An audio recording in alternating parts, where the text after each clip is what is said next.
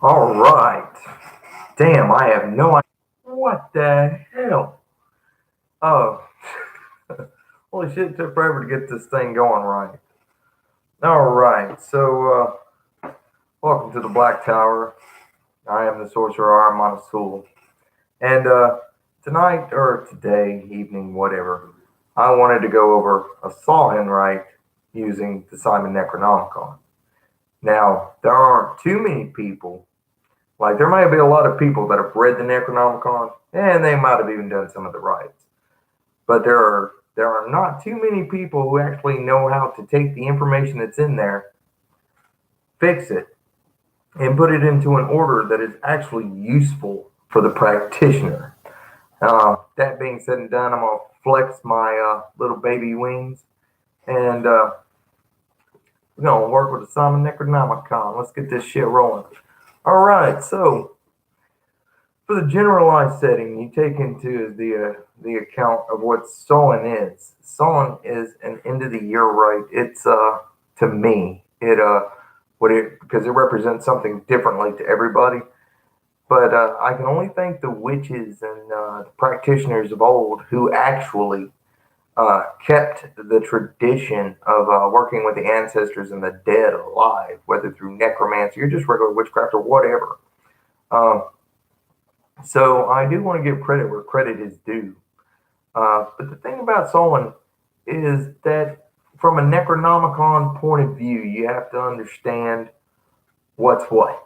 Okay, so we're going to be talking about the dead and how we work with the dead and understanding how all this coincides and how it works together. So let's keep this simple. Okay, there's only two places dead bodies could quite possibly be: in the water or in the earth. That is the only two possible places they could be. And for the just out there person who would say, "Oh, they could be floating in outer space," yeah, let's come back down to Earth and just think, the average person, where does your body go? It can get thrown to the fire and turn to dust, but it ends up in water or Earth. And so for that, breaking this down in a Simon Necronomicon manner, you have what is known as you have the seas and you have the land. And so, from this point of view, beginning the ascent into the underworld, you have Kur and Martu. Now, Kur is known as the mountain of sunset, but Kur, in this sense, literally means the earth where physical bodies would be buried. And Martu here, although it being a realm of emotional west plasticity of where the soul would venture forth, Martu here actually literally represents the bodies being in the water. Now, what's so important about Kutha and Martu, or Kur and Martu? Well, they're just think of it as a middle ground. Okay, like there are three layers of the underworld. You have the physical underworld, which here is Kur and Martu. Okay, and then what you would do is you would summon your four quarters using your handy dandy Simon Necronomicon. Now I won't go into all the details and everything else, but I am going to point out a few parts that needs to be maintained and paid attention to. If I can ever find a stupid page. Well, this is what happens when you have 20 different bookmarks in one book. None of it wants to come out right. Okay, so you have the evocation of the four gates starting on page 101 of the Simon Necronomicon, paper or hardback, because for some reason the pages were exactly the same. Now, it gives the invocation of the North Gate. So how would you do this on a sawing? All right, well, for sawing, you're going to want to do it a bit differently than you would for any other rite that you're doing.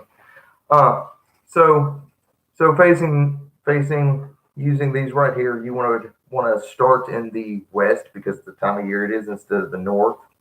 So you would go to the invocation of the western gate and give the invocation of the western gate, Martu.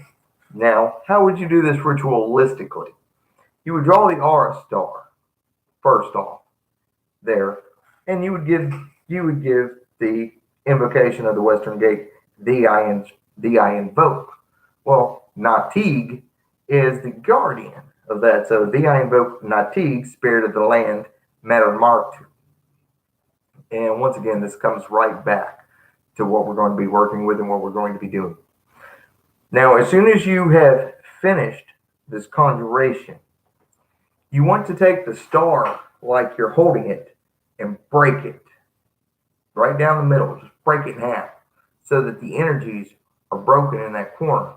Because the broken star is a symbol of Ganzir as underworld, and to be able to pass it, you have to break the seal. The aura, for lack of better words or whatever, would actually literally represent the living or higher vibration. So when you break the aura, it's symbolic of actually tearing it down and going down into the darker aspects of it. This is used in necromancy, demonolatry, anything that you're working with in the Simon Necronomicon.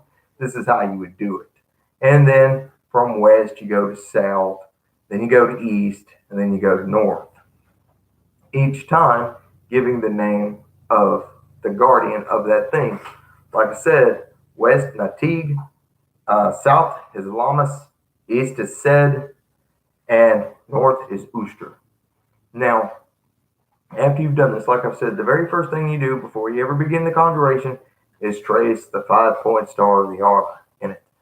Begin the conjuration when it says, I invoke thee, name the guardian, finish the conjuration, break it. What this happens, like I said, what this does is it creates a funnel effect. Now, here comes the interesting part, and this is where you have to actually know what the fuck you're doing. In the invocation of the 4 gates, let's say you are working with the Dean gear or anything like that, you would leave this just well enough alone, the invocation of the 4 gates, because it puts the pyramid above you. This saying is elevated above. But when you're descending into the underworld and you're wishing to break through, well, what do you have to do? You have to reverse it. So it goes, now you want to make sure that you say these in the right way in which you did them. So it wouldn't be Mercidi, Mercura, Marulu, Mermartu, because the time of the year, because we're starting in the west, it'd actually be Mermartu. Give me 1 second here. Mermartu, Marulu, Mercura, Mercidi. And then instead of where it says Zidingir Anakampa, Ziagigi, Mataru Kampa, Ziagigi Kutha Kampa. And then the Utukul Ta'adata, Katulu Ta'atalaka, Azakta Takala, Yanu Yanlil, Yaingi is about. And you want to point it straight down. All that energy that is built up that you have been raising, you're centralizing it and you focus it down. So when you begin this, see a center point, dead center of your circle, but down into the depths. This creates the inverted triangle. This is what is required to be able to create the energies necessary in a ritual setting to be able to work with the spirits of the dead. Because if you don't set the atmosphere, like you have to be mentally prepared, emotionally prepared, so forth and so on. Well, energetically, you have to be prepared. And to energetically prepare this, you have to create something which is so sacred, the aura. And when you break it, that power is that which is created also dies and gives life into a new form. This is a transformational thing. This is like a spiral.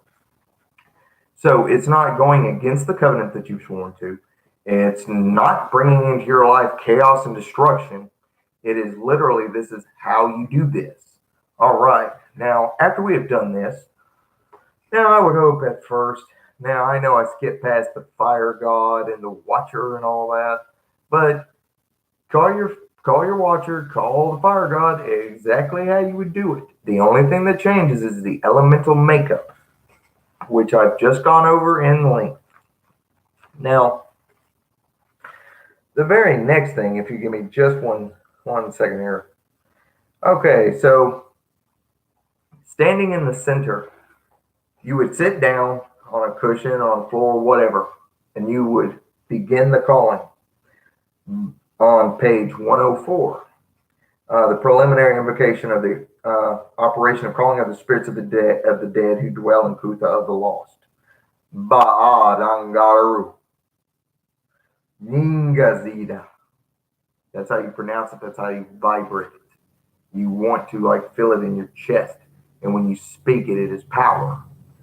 That is the initial conjuration. That is the contact mentally, emotionally, and spiritually that you are pushing your will.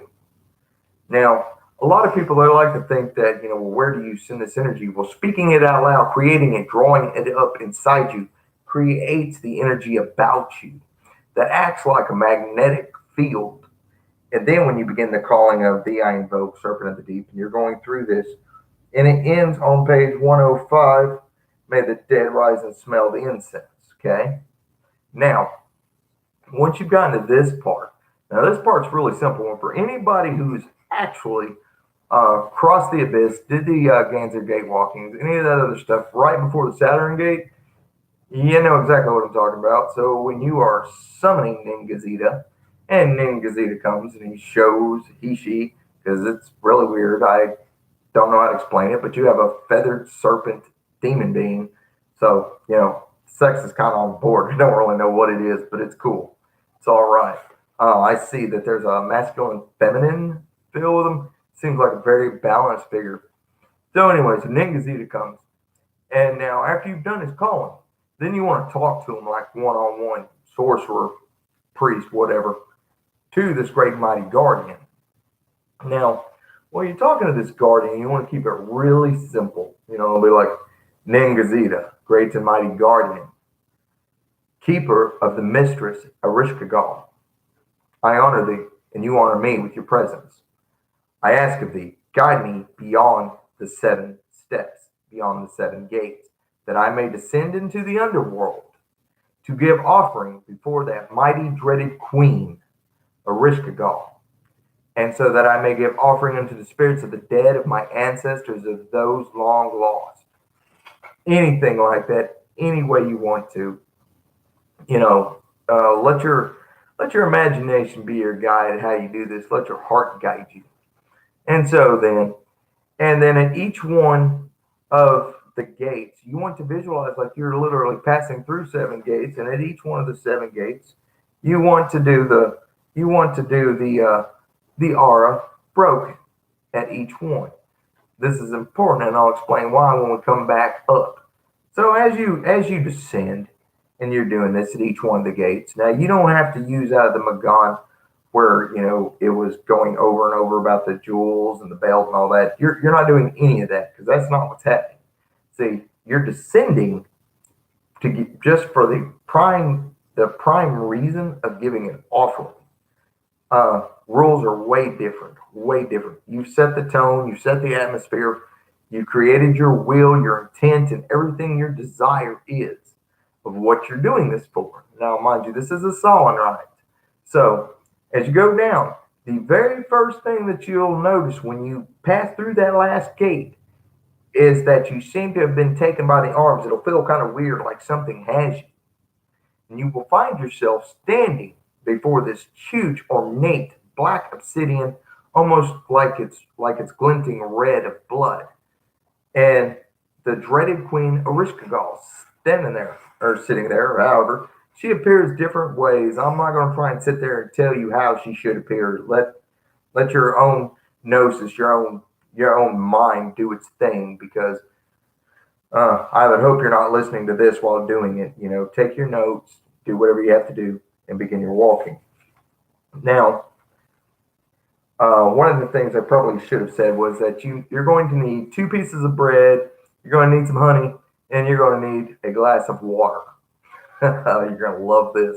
Okay, so here you are standing here before Erishkigal, great and mighty dreaded queen, twin sister to Inanna, or an aspect of Inanna. Okay, this is the seed as it's the root as it's rotted, the fruit bodies decay, the essence of decay, and this is her embodiment, that goddess figure. But one of the things that you're going to want to do, if you give me just 1 second here, course I lose my place. That's so fun. I love it. Okay, so on page 198, you're going to see this thing, bread of the cult of the dead in its place I eat. Oh, hell yeah. All right, so this is where one of the pieces of bread, and this is where the honey comes in. Now, physically, you're going to be offering this honey on top of the bread, physically.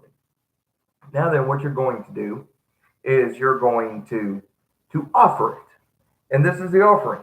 Bread of the cult of the dead in its place I eat, in the court prepared. Water of the cult of the dead in its place I drink. I, queen, am I, who has become estranged to the cities, she that comes from the lowlands in a sunken boat am I. I am the virgin goddess. Oh, where we heard that? That's an honor once again, hostile to my city. As stranger in my streets, Musa Gamina, Aruma Barame, and Solami Gamein. O Spirit, who understands thee, who comprehends thee. And then with reverence, with love, with adoration, with just of all that dies and all that's dead, of knowing that one day this place too, you will come, offer it. O great and mighty Queen, Erishkigal, I give this offering of bread and honey, of fresh water to thee. Now, after you sat there a bit and felt whether she's accepted the offering, so forth and so on, when the experience starts to die down a bit, look to your left and you should see what looks like an old dust-covered, cobweb, just stone altar, littered with broken bowls and cups. And on this table, go and lay a piece of bread and a cup of water. And here comes the fun part. This is the one I actually really, really, really, really like. Give me 1 second. I want to make sure I've got this right.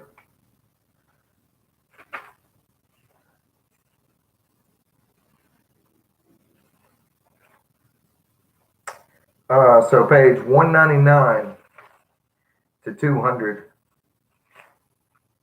When you've offered the bread and the water upon the altar, they are lying down, the great old ones. The bolts are fallen and the fastenings are placed. The crowds are quiet. The people are quiet. The elder gods of the land. Anyway, you're going to go all the way down through there. And on the back where it says Capricornus, stand by and accept the sacrifice of an offer. May it be acceptable to the most ancient gods. Kamu Selah. This ends the offering to the dead, okay? And so what you want to do is you want to sit back and just wait. Just patiently. Because, see, someone is about remembering. And remembering isn't always done instantaneous or fast. And there's no time limit on this. There's no gates will close behind you or any of that other stuff. This is completely different. All right. So sit there and in the experience. And you'll notice spirits come from the great seas, Mataru, and the graves, which the waters down here are called Mataru. The earth or the land that's here that everything is sitting upon is known as Kuthu or Kutha. Wait for the spirits to come. Now, some may or may not stop or even acknowledge you. This is due to the fact that the longer the spirits are there, the more forgetful they get, kind of like the Romans' idea of Elysian fields of forgetfulness. Okay? And yet some may still come and still recognize you and see you and go to your offering. When you felt like when you have felt like this has been done properly to its fullest, that you've noticed or learned or seen something, because sometimes imprints, thoughts, feelings can come to you from these beings. Now you may not know which one or what, but as you're sitting there, dwell in this, because this will be the part that comes upon you. Now, as soon as you're done doing this, you want to turn around and once again facing the queen, Erishkigal, upon her throne, give her thanks for her attendance and for allowing you to safely be in the realm of Mataru and Kutha, that you may give offering in accordance to the covenant. Now, it's very important you bring up the covenant part. It is a psycho-symbolic thing that whether or not you think that something evil or ill-intended could happen to you, it actually protects you from yourself. Okay, so always say it in line with the covenant. All right, now then, you want to turn around and you want to call upon Ningazita.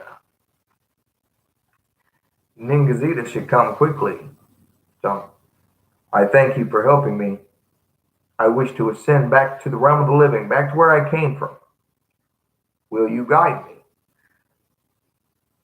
9 out of 10 times, Ningazita doesn't. And if this is all gone right, just the way I've got it here, it will happen. Now, before you come to the gate, there'll be like what feels like a really weird pause on page 195, 196, and 197. May Namtar open my eyes that I may see. May Namtar open my ears that I may hear.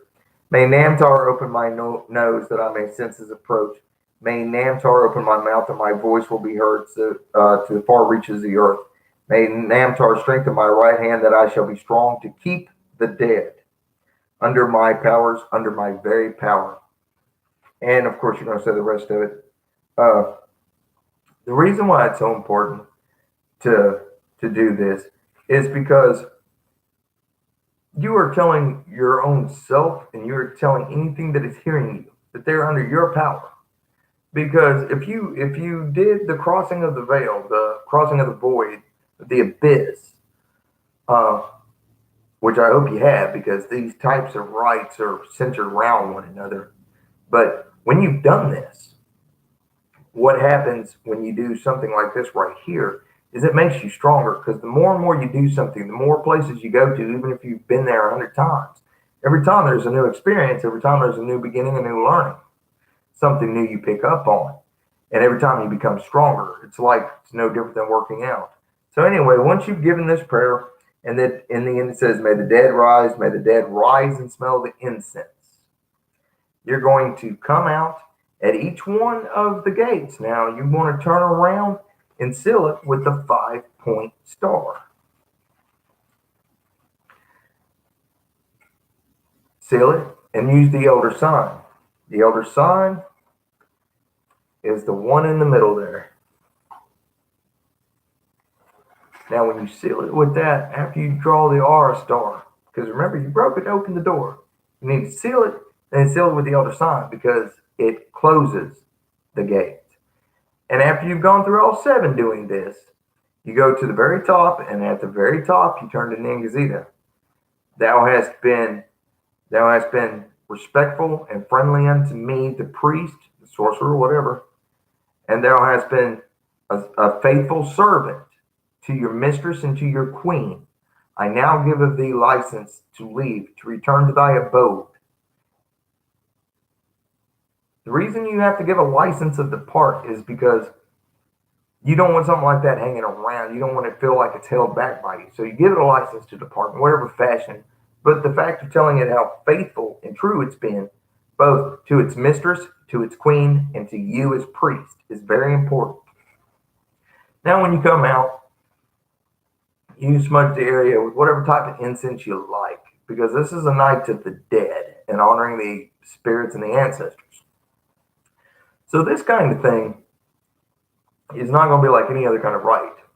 You're not trying to exercise the whole area. You open the doorway, you close the door behind you, and you've set the tone for the whole entire ritual area or the whole place where the dead will be passing back and forth.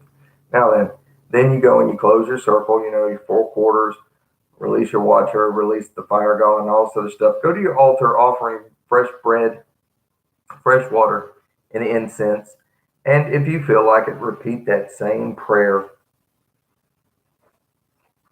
on, give me a second, I'm trying to find it again. Anyway, it's the same prayer you just got done praying to bring you power and all that in the underworld. Okay? With that being said and done, I wish each and every one of you peace, blessings, and power. Till next time.